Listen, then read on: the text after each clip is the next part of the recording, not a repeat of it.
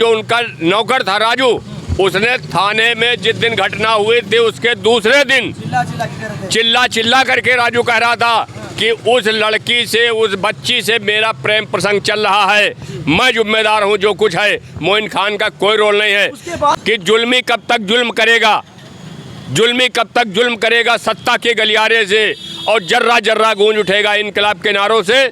मोइन खान अगर समाजवादी पार्टी के ना होते तो शायद इस तरीके की उनके साथ घटना ना होती।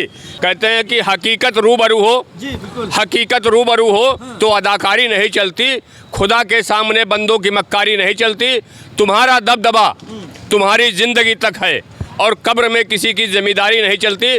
तुमने मोइन खान को धन दौलत से बर्बाद कर दिया है, लेकिन जिसकी इज्जत और जिल्लत ऊपर वाले के हाथ में होती है। कहते हैं ये तो इज्जो मंतसा व तो जिल्लो मंतसा, इज्जत और जिल्लत ऊपर वाले के हाथ में होती है। नमस्कार, मैं वीरू और आप देख रहे हैं काकोरी दंगल। इस वक्त मैं लखनऊ में समाजवादी पार्टी के प्रदेश कार्यालय के बाहर मौजूद हूं और आज बात होगी अयोध्या में मोइन खान को लेकर।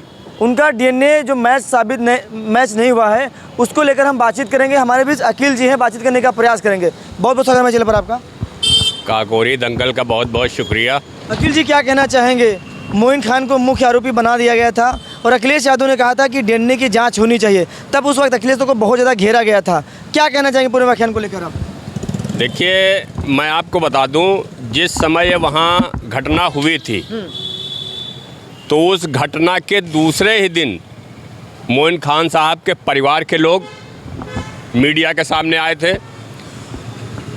उन्होंने कहा था मेरे पिताजी को पुलिस प्रशासन और भारतीय जनता पार्टी अयोध्या के नेता सिर्फ सियासत में उनको फंसाने का काम किया जा रहा है।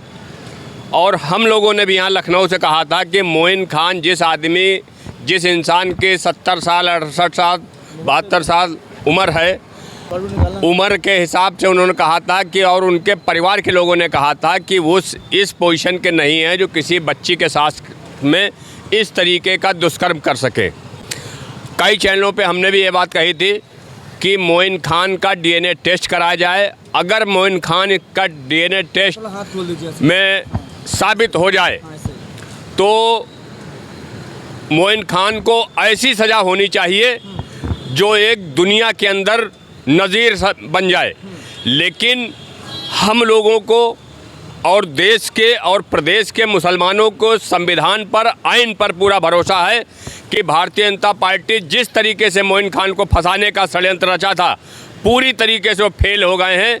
कहते हैं कि हकीकत रूबरू हो, हकीकत रूबरू हो तो अदाकारी नहीं चलती, खुदा के सामने बंदों की मक्कारी नहीं चलती। तुम्हारा दबदबा तुम्हारी ज़िंदगी तक है और कब्र में किसी की जिम्मेदारी नहीं चलती। तुमने मोइन खान को धन दौलत से बर्बाद कर दिया है, लेकिन जिसकी इज्जत और जिल्लत ऊपर वाले के हाथ में होती है। कहते हैं ये तो इज्जो मंतसा व तो जिल्लो मंतसा, इज्जत और जिल्लत ऊपर वाले के हाथ में होती है। आज मोइन खान निर्दोष थे, भले उनको भी, और तुम जिला प्रशासन या सरकार, भाजपा सरकार पूरी तरीके से उनको प्रताड़ित करे, जमानत न दे, उससे कोई फर्क नहीं पड़ने वाला है। इंसाफ मिलेगा बिल्कुल, ये हमें हिंदुस्तान के आइन पर भरोसा है और मोइन खान के परिवार को भी भरोसा है। जिस तरीके से जिस समय घटना हुई थी उस समय समाजवादी पार्टी को भारतीय जनता पार्टी के नेता, यहाँ तक कि मुख्यमंत्री जी भी नाम ले करके कह रहे थे अरे वो समाजवादी पार्टी का नेता, वो समाजवादी पार्टी का नेता। उससे कोई फर्क नहीं, क्योंकि किसी को निर्दोष आप वक्ती फंसा सकते हैं, लेकिन जब इंसाफ उसके साथ होगा तो इंसाफ, सच्चाई, हक, ईमानदारी का होता है।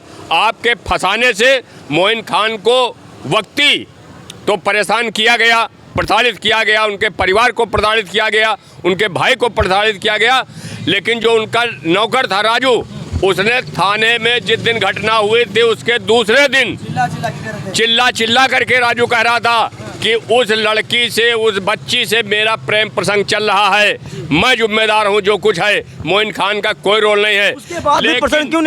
लेकिन पुलिस प्रशासन, जो वहां का स्थानीय पुलिस प्रशासन था, थाना अध्यक्ष थे, अदर थे, उन लोगों ने FIR, सबको पता था कि झूठी लिखाई जा रही है, नहीं लिखा। जब उत्तर प्रदेश सरकार और अयोध्या प्रशासन ने पूरी तरीके से थाने के दरोगा, सिपाही, एसओ को हटा करके नए स्टाफ को वहाँ भर्ती किया, तब जा कर के फर्जी FIR मोइन खान के सामने लिखी गई। और मोइन खान कल भी निर्दोष थे, जब भी सज़ा करने के लिए है, क्योंकि मोइन खान इस तरीके के दरिंदगी के शिकार जो हुए हैं भारतीय जनता पार्टी की सरकार में, ये इंसाफ मोइन खान को मिलेगा। ये हमें पूरी ऊपर वाले पे भरोसा है, न्याय को पालिका पर भरोसा है कि जुल्मी कब तक जुल्म करेगा, जुल्मी कब तक जुल्म करेगा सत्ता के गलियारे से, और जर्रा जर्रा गूंज उठेगा इनकलाब के नारों से।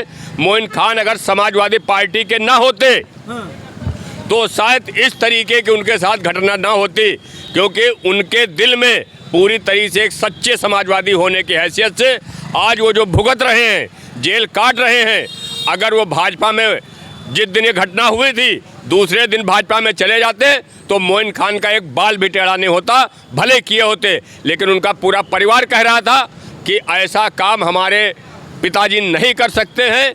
उन बच्चों की सच्चाई सामने आई, और मैं न्यायपालिका से आपके चैनल के माध्यम से गुहार कर सकता हूं और मांग करता हूं कि जब इंसाफ बिल्कुल हक और हकीकत का होना चाहिए, किसी निर्दोष को बिना फायदे उसकी ज़िंदगी, उसका परिवार बर्बाद करने के लिए जिला प्रशासन, उत्तर प्रदेश की योगी हुकूमत ने जितना ताड़ो करना था वो सब कर लिया, लेकिन वो अपनी जो सियासत चल रहे थे उस सियासत में कभी कामयाब नहीं होंगे। जितना उनके साथ इतना अत्याचार हुआ है, उनका जो बेकरी है वो उसको ढा दिया गया, उनका कॉम्प्लेक्स था काफ़ी बड़ा था जिससे उनकी घर का परिवार चलता था, उसको भी ढा दिया गया।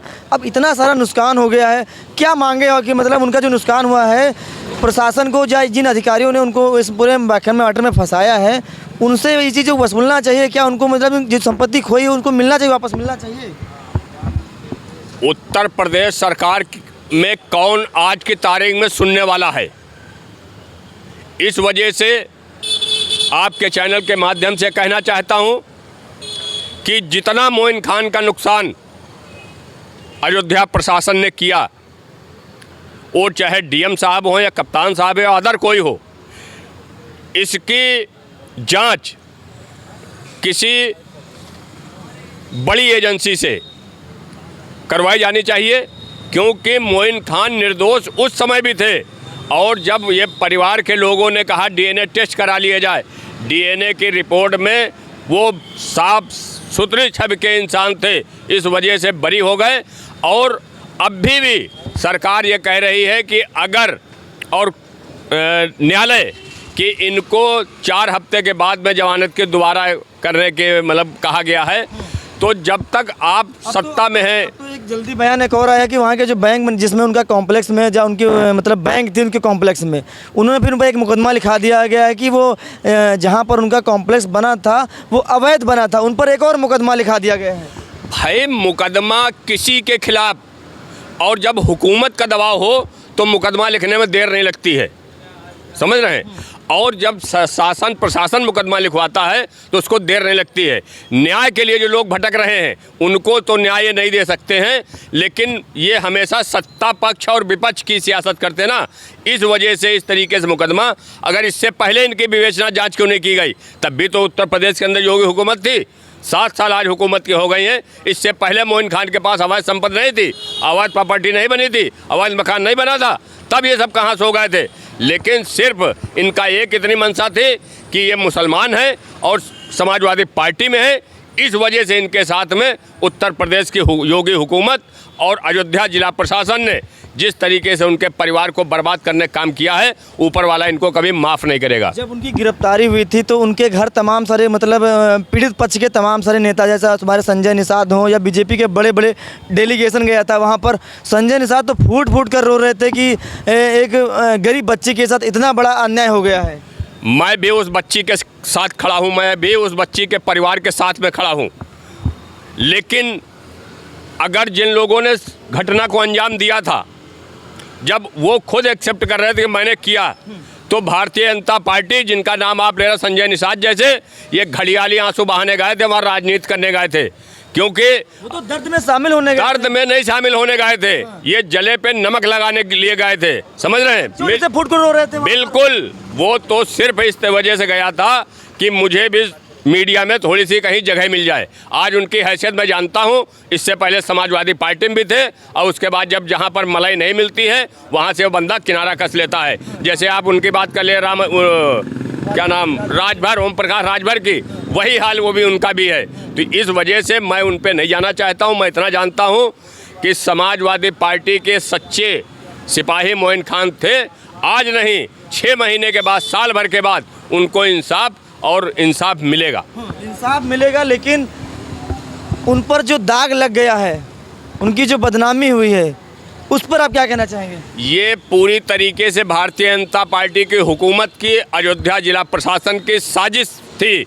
इस वजह से, और मैं तो कह रहा हूँ ना, इंसान कितना भी काबिल हो जाए, अगर ऊपर वाला उनको इज्जत और जिल्लत ऊपर वाले के हाथ में होती है, मुझे पूरा यकीन है, भरोसा है, उनके साथ इंसाफ होगा। और जो लोग इसमें शामिल हैं, इस षड्यंत्र में शामिल हैं मोइन खान को फंसाने में, वो अपनी साजिश में कभी कामयाब नहीं होंगे। लोग लगातार, बीजेपी लगातार ये कह रही है कि जब यादव और मुसलमान पर बिल्डोजर गरजता है जोगी जी का, तो अखिलेश यादव को दर्द बहुत होता है। अन्य भी यूपी में अन्य भी तो बिरादरी जाते हैं, उन पर अखिलेश यादव सामने एक्टिव नहीं होते, लेकिन जब मुसलमान यादव की बात आती है तो अखिलेश यादव तुरंत एक्टिव हो जाते हैं। ऐसा कुछ नहीं है, क्योंकि उत्तर प्रदेश सरकार के मुखिया योगी आदित्यनाथ जी हिंदू मुसलमान के अलावा इनके पास दूसरी कोई चीज़ है ही नहीं, समझ रहे हैं आप। ये जब यहाँ पर ये कहते हैं कि मैं होली तो मनाता हूँ, ईद नहीं मनाता हूँ, ठीक है, तो जब एक संवैधानिक पद पर बैठे हुए इंसान की ये भाषा होगी तो फिर उनको मुख्यमंत्री के पद पर रहने की ज़रूरत क्या है? क्योंकि धर्म कोई भी हो, किसी भी धर्म को मानने वाले हों, इस मुल्क के अंदर तमाम लोग अपने अपने धर्म को मानते हैं। भाई, आप आज मुख्यमंत्री के पद पे बैठे हो, आप जितना जी चाहे विपक्ष के साथ में ताड़ो कर लीजिए, उनको परेशान कर लीजिए, इससे आपका भला नहीं होने वाला है। और ये सत्ता हमेशा न किसी की रही है और न रहेगी। जब सत्ता से आप उतर जाएंगे, फिर ये आपको पता चलेगा कि हमने विपक्ष के साथ में किस बदले की भावना से काम किया है। आज अभी आपको शिक्षा की बात नहीं करेंगे, स्वास्थ्य की बात नहीं करेंगे, किसानों की बात नहीं करेंगे, रोजगार की बात नहीं करेंगे, इससे आपको कोई लाभ नहीं होता है। इस वजह से आप हर जगह मंदिर, मस्जिद, भारत, पाकिस्तान, हिंदू, मुसलमान, इसके अलावा आपके पास कोई दूसरी चीज़ नहीं है। चलिए ठीक है, हमारे बीच अकील खान जी थे, उनसे हमारी बातचीत हुई है। अयोध्या मोइन खान को लेकर हमारी उनसे चर्चा हो रही थी।